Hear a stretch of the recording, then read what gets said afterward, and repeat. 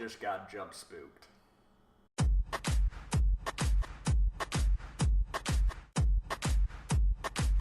Winchester is directed by the Spierig brothers and stars Helen Mirren and Jason Clarke, and it's a movie based on the actual Winchester mansion located in San Jose, California. And it follows Sarah Winchester, who owned the Winchester mansion, and Jason Clarke's character comes in as a psychologist to kind of evaluate her to make sure she's in a stable mindset so she actually can continue to run the Winchester company. And what follows is a movie that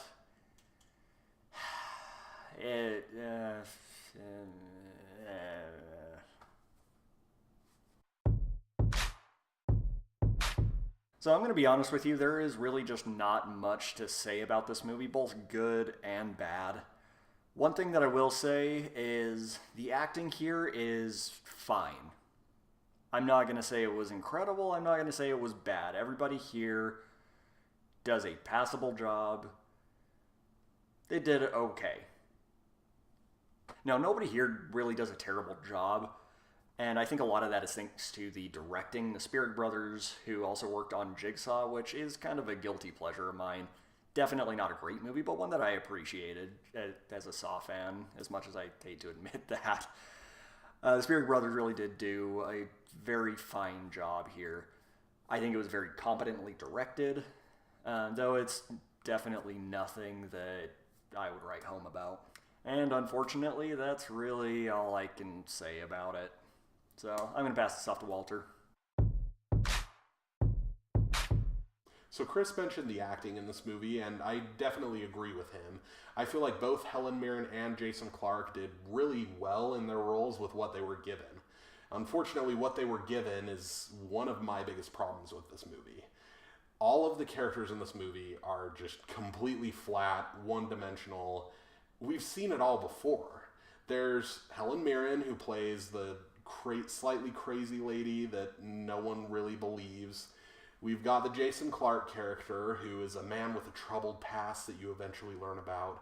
And you've got this kid that can see the ghosts, and it's all just stereotypical roles in a horror movie. And along with the not-so-great characters, there's also some not-so-great writing here. This movie is essentially split into two parts. You've got the horror segments that take place at night, which we'll get into in a moment. And then you've got the daytime segments, which are honestly so boring. I just didn't find myself very invested at all. They're very dialogue-heavy scenes between just two characters, and there's just not enough there to make me interested. I actually honestly found myself nodding off at one point and missed about a minute of the movie, and I still understood the entire story. There's just nothing new here, really.